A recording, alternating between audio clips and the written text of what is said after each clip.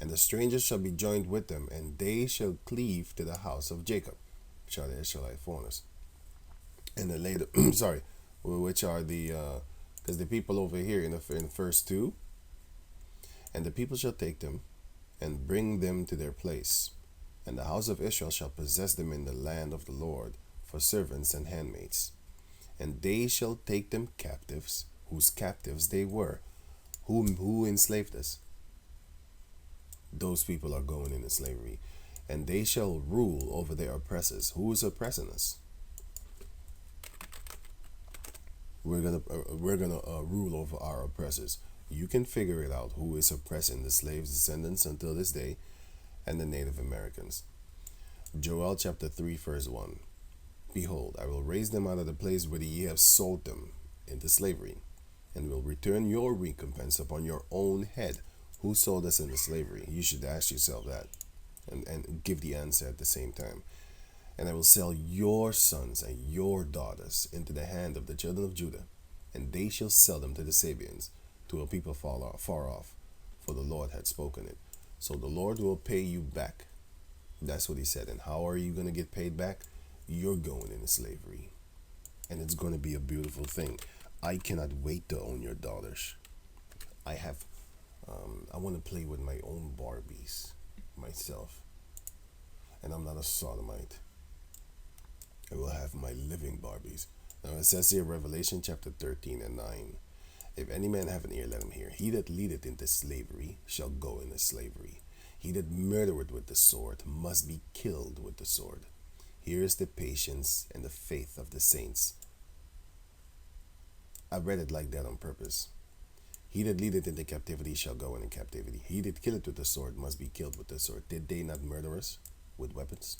Did they not enslave us? Here is the patience and the faith of the saints. I have patience and I have faith that the Lord will avenge my people eventually. The vessels of mercies are Jacob. Jeremiah 30 and 18. Thus saith the Lord, Behold, I will bring again the captivity of Jacob's tents, which is all the 12 tribes, and have mercy on his dwelling places. And the city shall be builded upon her own heap. We're going to have our own things. And the place shall remain after the manner thereof. It's going to stay in the way that we created it in the name of the Heavenly Father. Because you got to understand that once we build something, Black Wall Street,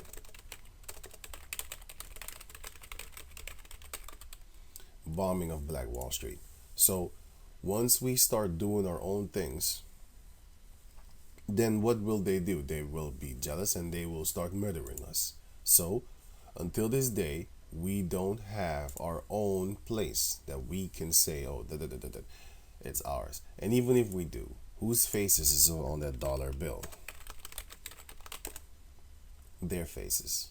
Their faces is on that dollar bill. What did the Lord say?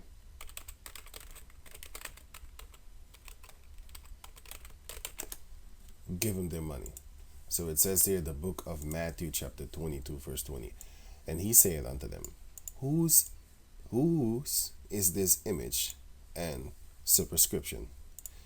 They said unto him, Caesar's. Then said he unto them, Render therefore unto Caesar the things which are Caesar's, and unto the Heavenly Father things that are the Heavenly Father's. When they had heard these words, they marveled and left him and went their way. And who was talking here? The one everybody calls Jesus. Verse 20. Let me see. But Yahushua, verse 18, but Yahushua perceived their wickedness and said, I tempt ye me, ye hypocrites. Show me the tribute money. And they brought unto him a penny. And I read the rest already. And whose faces is on that penny? Roman penny. Whose faces is on there? Their faces. Give them their money. Give their shit back. Don't try to keep it. Don't try to be greedy for it. Because a lot of our people, they die for this shit, man. Because it's literally shit. Feces. And it's only worth what they tell you that it is. And it's only worth what you believe in it. What you believe it to be. You know. But anyway, do you need it to survive in this world? Yeah. They made it to where you need it to survive. Because back in the days, you didn't do that. You relied on the Heavenly Father first and foremost, and also you relied on the land and stuff like that. You could do your own things, but anyway, well, I went into something totally different, but it all sparked because of one sentence. Well, this one actually, which says that our people wanted to go back under the Egyptians, but anyway, Numbers chapter 11, verse 6. But now our soul is dried away. There is nothing at all beside this manna before our eyes. And the manna was as coriander seed. Wait. Right, it was as coriander seed. And coriander seed looks like this. Right, it looks like a little bit brownish type of thing. It looked like this. But it says, in color, and the color thereof as the color of bdellium, which is then therefore this. This is bdellium, but you also have white bdellium. But bdellium and gum raw. Wait, let me see here, raw. No, this is after you made it.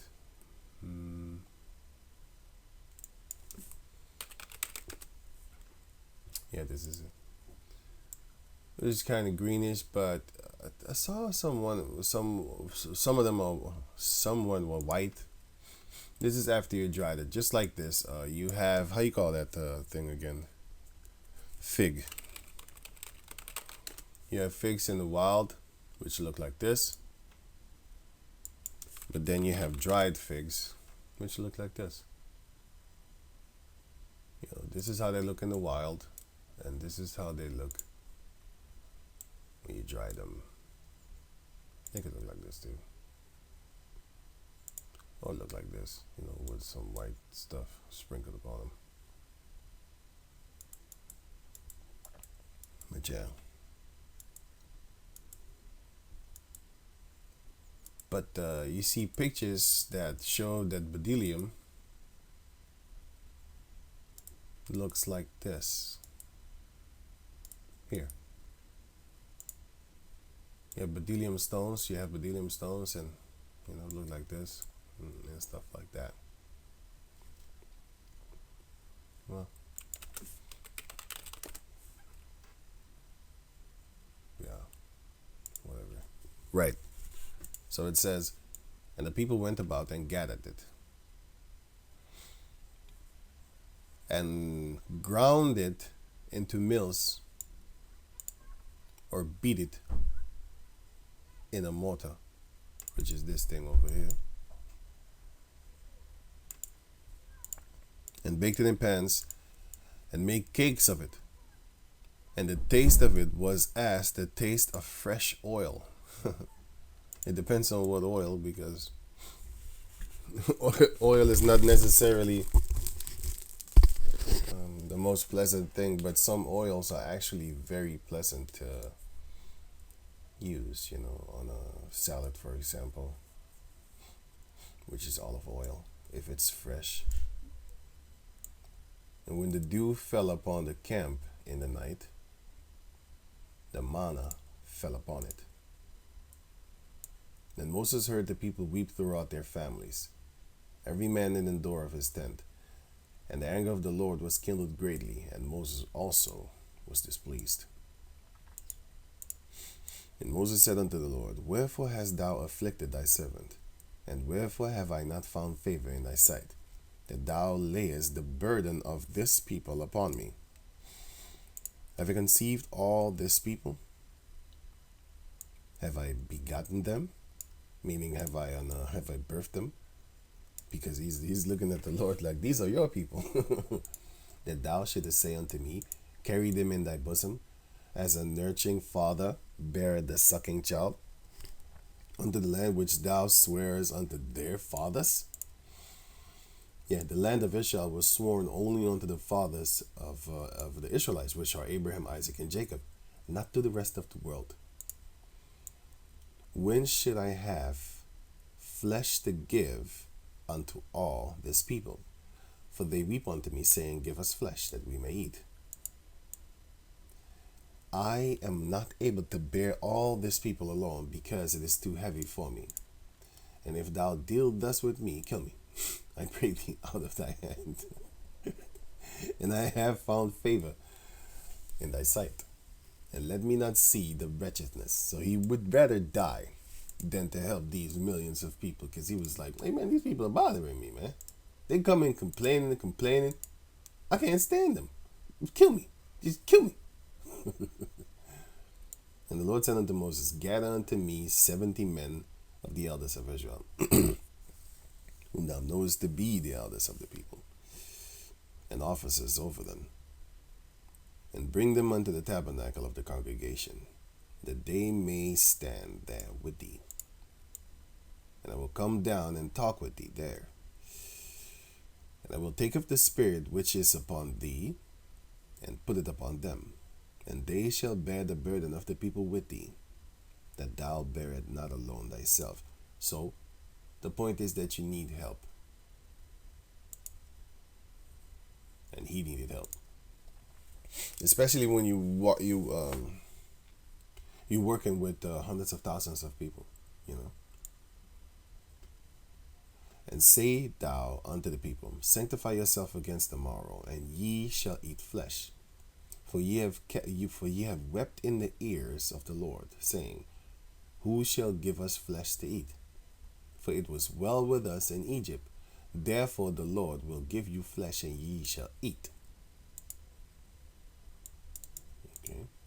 Ye shall not eat 1 day, nor 2 days, nor 5 days, neither 10 days, nor 20 days, but even a whole month, which is 29 days and a half. Because it says here,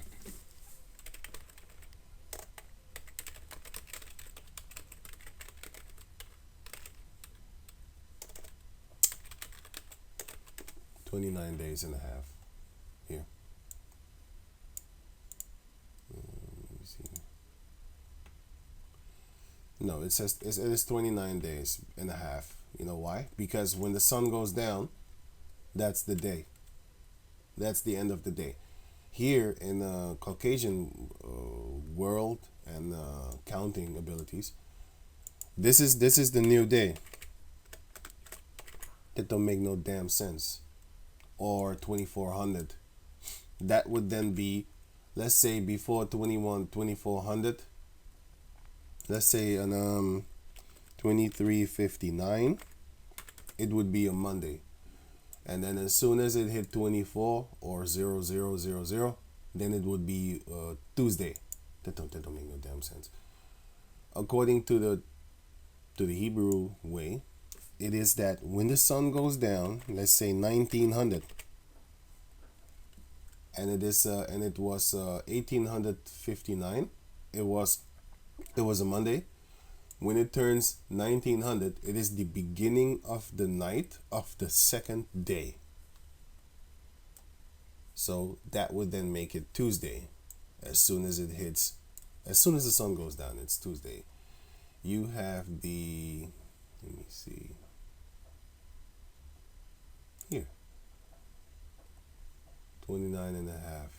Let me see.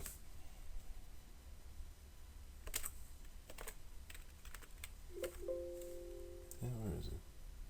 29, let me see.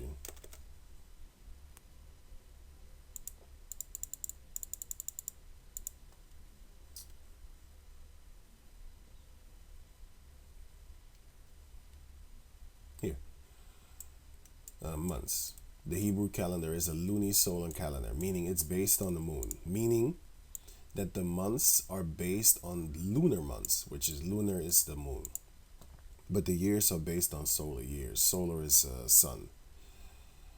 The mean period of the lunar month, precisely, the Sidonic month, is very close to 29.5 days.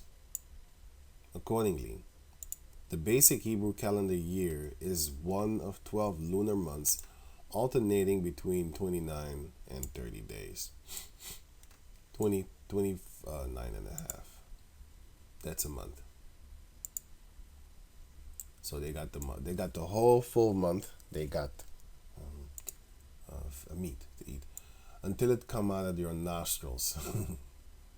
and it be lonesome unto you, because that ye have despised the Lord which is among you, and have wept before him, saying, why came we forth out of Egypt? So they didn't even want to get out of slavery.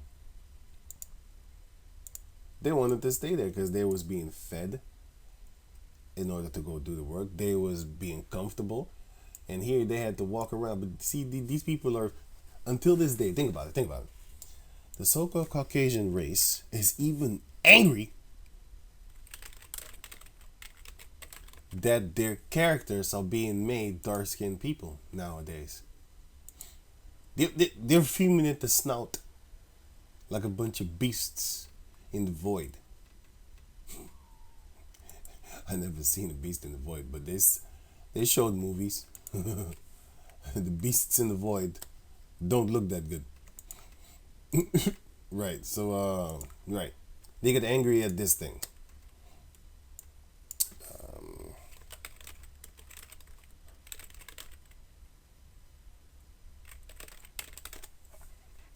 They got angry at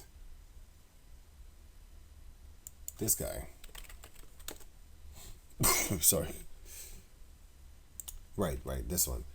Because I remember this thing over here that, man, they got angry, boy. Woo, these devils got angry, boy. I have to call them what they are. They got angry. Do you think that the Caucasian race would stand for it if we had all the things and then we did all the slavery unto them? Do you think that they would stand for it? They would go fucking buck wild crazy. They even get crazy when we take over. It's not even us. It's the Caucasian producers that make these movies and then put us in it. Human Torch. Let me see, racism. Let me see.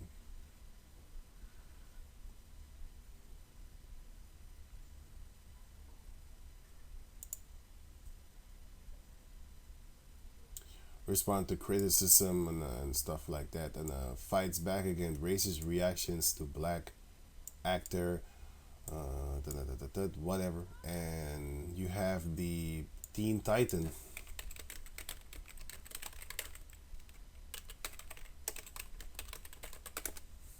Racism teen Star Fox. Racist fans. Let me see, the racist attack on Starfire actress, which is this girl over here.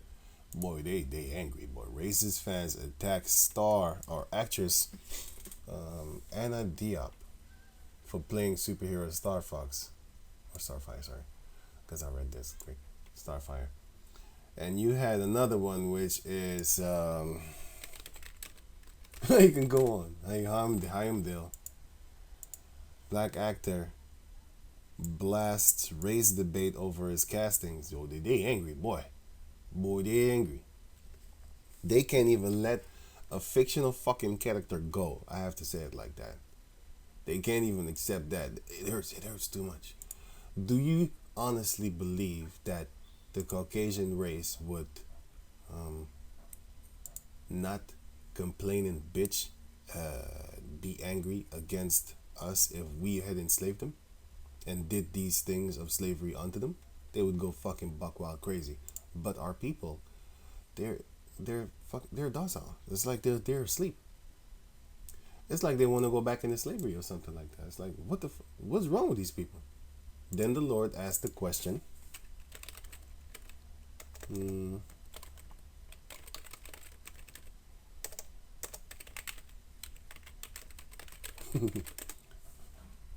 Right, so it says here, Jeremiah 2 verse 14. Is Israel a servant? Is he a homeborn slave? Why is he spoiled? That's what's happening to our people. They're asleep. And that's not the rest of this world, because these people would fight against it. But the slave descendants, they're just, the tolerance level of stupidity is very high. So yeah, they're just stupid. And it says that in the book of Ezekiel chapter 2. They're very stupid. Stubborn, stupid. always looking to get conquered again because they're idiots. But a small portion of them is not so. They're fuming they're fuming. They can't wait to get that power to show these enemies of ours what's really going down. And the majority of the house Negroes that are just doing nothing, just buying their Gucci and their stupid nonsense clothing, putting gold in their snout, all that bullshit that's not needed. Buying expensive dumb clothes, car, shaking their ass on stage, putting no tattoos. All those are gonna die. And we waiting for that day beautifully. The Heavenly Father did it once before. He's gonna do it again. He killed y'all in the wilderness for 40 years. He smoked y'all, right? Killed off all the people.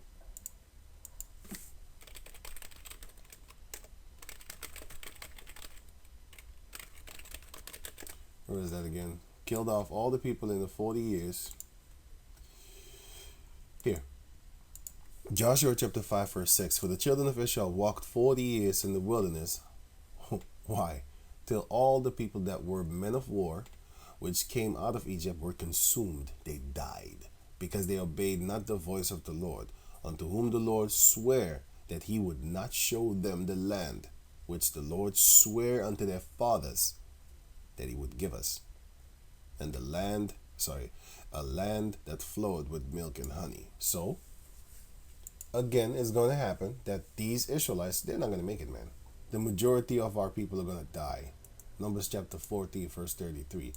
And your children shall wander in the wilderness 40 years and bear your whoredoms until your carcasses be wasted in the wilderness. So why did the Lord do that? To kill you.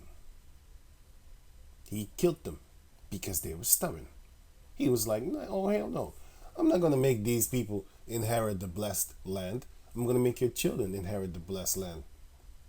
Because they wasn't even circumcised in their children. Exodus 16 and 3.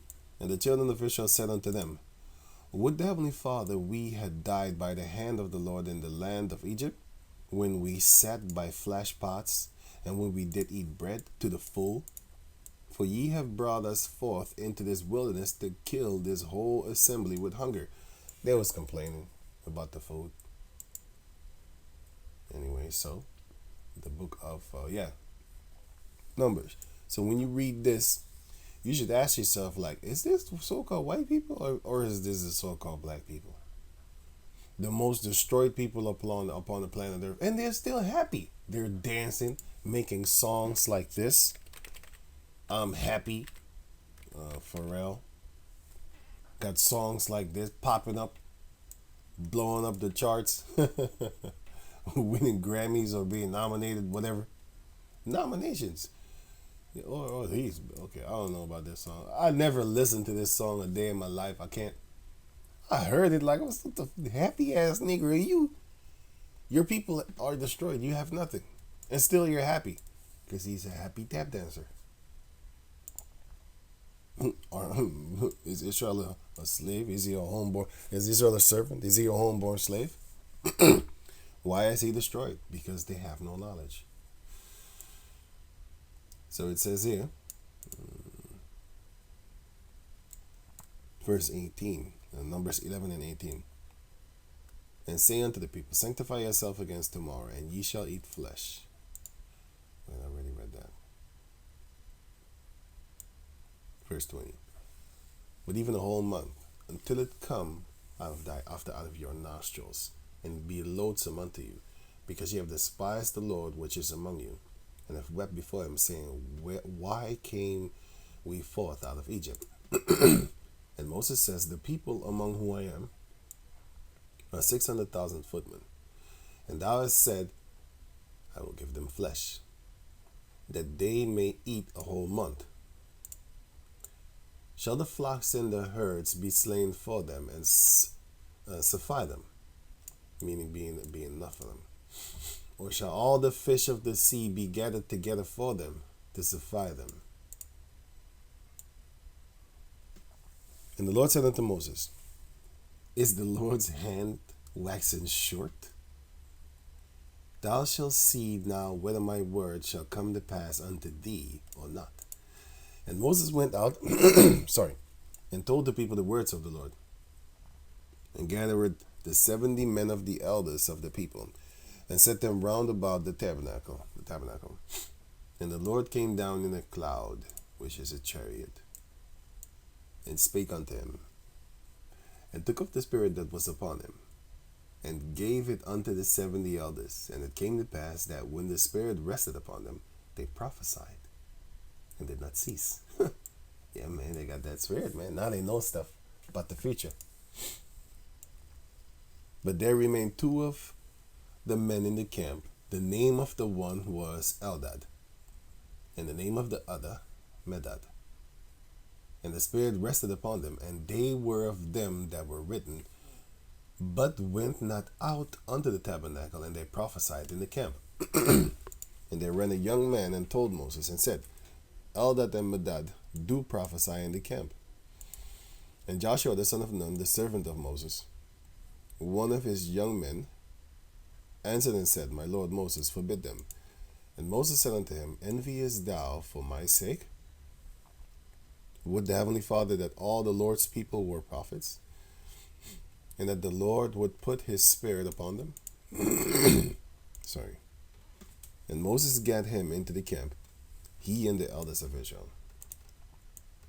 And there went forth a wind from the Lord, and brought quails from the sea, and let them fall by the camp, as it were a day's journey on this side, and as it were a day's journey on the other side, round about the camp, as it were 2 cubits high upon the face of the earth. So when these quails came, they came so much, it was like a day's journey to the left or a day's journey to the right. That's how much quail came. And the people stood up all the night and all the day and all the night and all the next day, and they gathered the quails. He that gathered at least gathered 10 homers, which is a measurement. That's a lot. I don't know how much it is, but what is a homer again? Wait, sorry. Measurement. A homer equals 10 baths. A homer equals 220 liter, or I don't know what this is. But yeah, that's a lot actually. 220 liter. That's a lot. Right. And they spread them all abroad for themselves round about the camp. And while the flesh was yet between their teeth, it was chewed. Sorry. The wrath of the Lord was kindled against the people, and the Lord smote the people with a very great plague. And he called the name of that place Kibroth, because there they buried the people that lusted. So the people that was too greedy, they died. He basically killed them with greed. Funny. And the people journeyed from this place over here unto Hazeroth, and abode at Hazeroth. So, yeah, there you have it. This is the book of Numbers, chapter 11. I went, of course, into other places and stuff like that, other chapters and books and stuff like that. So, yeah. Anyway, those are all for example's sake. So with that, I'm going to say shalom.